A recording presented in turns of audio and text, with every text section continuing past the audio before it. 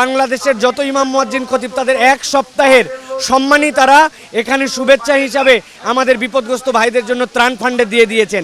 বিপদে এগিয়ে আসার ক্ষেত্রে মানুষকে যে আমরা যে উৎসাহ দিয়েছি এটার আমরা বাস্তবিক রিফ্লেকশন গতকালকে থেকে এখন পর্যন্ত আমরা দেখতে পেয়েছি। কোনো না কোনোভাবে এই ভালো কাজটার সাথে আমাদেরকে সম্পৃক্ত হতে হবে।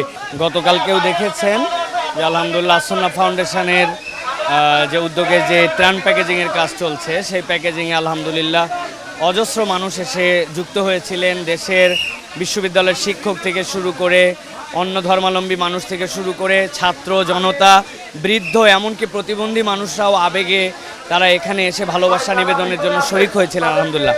আজকে কিন্তু আমাদের এখানে প্যাকেজিংয়ের কাজ ইতিমধ্যেই চলমান এবং আপনারা দেখেছেন আলহামদুলিল্লাহ যে গতকালকের যে প্যাকেজিং হয়ে গেছে এগুলো নিয়ে শায়েখ আহমদুল্লাহ অন ফিল্ডে এখন তিনি ফেনী, লক্ষ্মীপুর, চাঁদপুর এবং কুমিল্লার যে দুর্গম অঞ্চল যেগুলোতে মানুষের কাছে খাদ্য পৌঁছানো দরকার সেই খাদ্য পৌঁছানো সরাসরি সেখানে তদারকি করছেন আলহামদুলিল্লাহ। তো এখানে আজকে পর্যন্ত আমরা যতটুকু জানি ৭৫ টন চাল, ৪০ টন তেল, ১০ টন চিরা এবং ৪০ টন ডাল, লবণ ২৫ টন, সাথে দুধ আছে আমাদের এখানে ৩৯,৮৪০ পিস। এই সব মিলায়ে ১৯০ টন থেকে ২০০ টন মাল এখন হচ্ছে আমাদের এখানে প্যাকেজিং চলতেছে আলহামদুলিল্লাহ।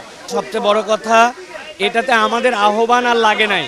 সাধারণ মানুষ তার দেশকে ওন করে হতদরিদ্র মানুষ নয় যারা, কিন্তু আজকে পরিস্থিতির শিকার হয়ে গেছেন তাদের জন্য যে অন্তর থেকে রেসপন্স করছেন, আমাদের কোনো আহ্বান করতে হয় নাই। মানুষকে আলহামদুলিল্লাহ এতদিন ধরে আমরা যে উদ্বুদ্ধ করেছি, দিন বুঝিয়েছি, মানুষের বিপদে এগিয়ে আসার ক্ষেত্রে মানুষকে যে আমরা যে উৎসাহ দিয়েছি এটার আমরা বাস্তবিক রিফ্লেকশন গতকালকে থেকে এখন পর্যন্ত আমরা দেখতে পেয়েছি আলহামদুলিল্লাহ।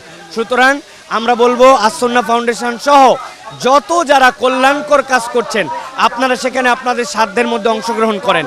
বিশেষ করে 4টা লেয়ারের কথা বলেছি, হয় প্রত্যক্ষ সহযোগিতা করেন অথবা কারো থেকে সহযোগিতা নিয়ে আপনারা পাঠিয়ে দেন। আপনি শারীরিকভাবে সক্ষম থাকলে আপনি শারীরিকভাবে অংশগ্রহণ করেন।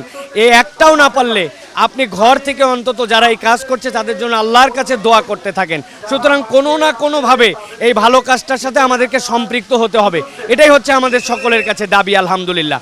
আর একটা উদাহরণ সৃষ্টি করার জন্য আমরা বলবো, আমরা দেখেছি বাংলাদেশ সেনাবাহিনী, বাংলাদেশ বিমান বাহিনী তাদের একদিনের যাবতীয় বেতন সব তারা ডোনেট করে দিয়েছেন।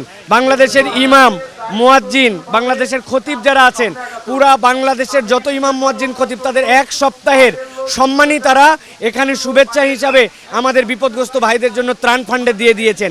সুতরাং আপনারা যারা কর্পোরেট লেভেলে আছেন, বিভিন্ন জায়গায় আছেন, শিক্ষক সমাজ আছেন, বিভিন্ন পেশাজীবীরা আছেন, আপনারা একটা দৃষ্টান্ত উপস্থাপন করেন।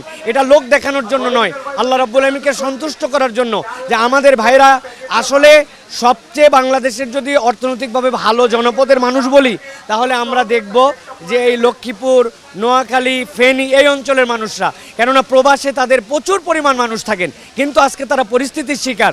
সুতরাং এই পরিস্থিতি আল্লাহ না করুক কোনোদিন আমাদের উপরেও আসতে পারে। সুতরাং মানুষ যে মানুষের জন্য আমরা সকলের সহমর্মিতায় এগিয়ে যাই আলহামদুলিল্লাহ।